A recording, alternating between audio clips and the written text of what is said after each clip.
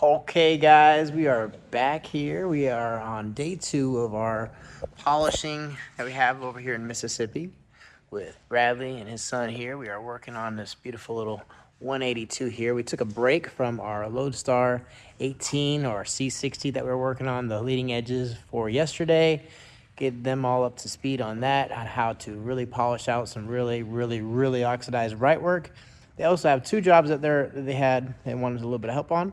We are clay barring this 182 now, polishing it up, has some oxidized paint. We'll be using our gear-driven polisher and our DA polisher to really revive this paint before we add our 1-year Charlie ceramic coating to this thing.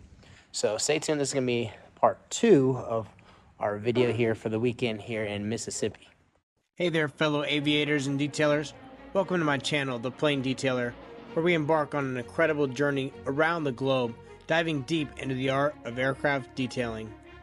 I'm Brandon, owner of Sparrowhawk Houston and a proud trainer for the Aviation Detailing Association, known as the ADA. Join me as we explore the world of aviation and I share tips, tricks, and techniques to keep these antique beauties in pristine condition. Let me be your guide as we go about preserving these magnificent flying machines that are truly pieces of art. So buckle up and hit that subscribe button to follow along on this adventure. Let's preserve the legacy of these aircraft together, one detail at a time. Now, every great result starts with a solid foundation. So our first step was to tackle the surface contaminants. We began by applying a specialized degreaser from Skyglide to break down our stubborn oils and grime that build up during flight. Next, we performed a rinseless wash, a technique that's not only efficient but also environmental friendly. This allowed us to safely lift and remove stuck-on contaminants without excessive water runoff, which is especially important for airport operations. Then we're also going to be using our rinseless wash as our clay lubrication as we decontaminate the plane's embedded contamination as well. So our rinseless wash is a great all-around tool that we like to use on the exterior of this detail. It's one of our most used products. We are going to come out with another video here in the future that shows a hybrid wash, which is 2 different ways of using our rinseless wash, one as a waterless and one as a rinseless wash. So stay tuned for that, as we are going to be releasing our hybrid wash coming soon. With the visible dirt removed, it was time to dig deeper. We used our clay bar treatment, which is one of the most effective ways to remove embedded contaminants that washing alone can't touch. This step ensures the paint surface is as smooth as possible, setting the stage for polishing. It's a meticulous process, but it's key for achieving that flawless finish. Now, since planes have single stage paint, whenever they fly, they do tend to get a lot of contamination that gets embedded into the plane's paint. And that's why the clay bar step is definitely needed to remove those embedded contaminations out of the plane's paint and reduce that parasitic drag. Parasitic drag is something that can actually reduce the plane's efficiency as it flies through the air and actually reduces the fuel efficiency as well. Now for the part where the magic really happens. We started with our gear-driven polisher and our cutting compound to address the heavy oxidation that had dulled the paint over time. This step removes the oxidized layer and any deeper imperfections.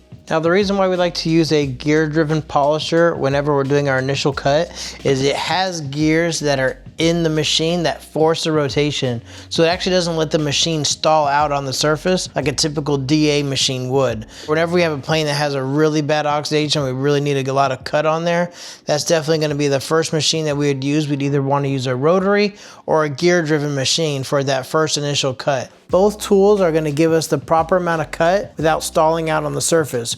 Rotary is going to be a little more aggressive. It doesn't stall out at all. It has one direction. It's going to leave a lot of nasty holograms in the surface that we have to come behind with the DA, our dual action polisher, and really finish out a little bit more. The gear-driven polisher has an orbit on there, so it doesn't actually have only one direction, so it doesn't leave those nasty holograms like the rotary polisher does, but it still gives you the same exact cut of the rotary because it has gears in there that are forcing the rotation, forcing the machine to not stall out.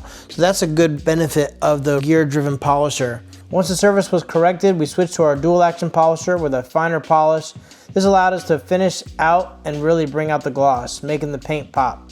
The difference at this stage is always super impressive, restoring depth and clarity to the aircraft's appearance. After polishing, it's critical to properly prepare the surface before applying any protective coating. We performed a thorough wipe down to remove all polish residues and oils. This ensures the ceramic coating bonds directly to the paint, maximizing durability and performance. Now with the surface fully prepped, we moved on to our signature protection step, hand applying our 1-year ceramic coating to all the painted surfaces. This isn't just about shine. The coating provides a tough hydrophobic layer that resists dirt, water spots, and UV damage. We carefully watch for the coating to bead up, which is our signal that it's ready to be removed.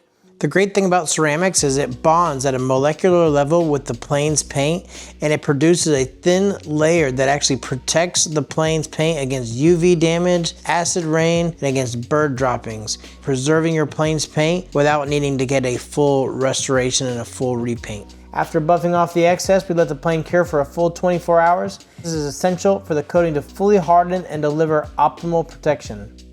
Restoring an aircraft's gloss is always rewarding, but hearing from our customers is the best part.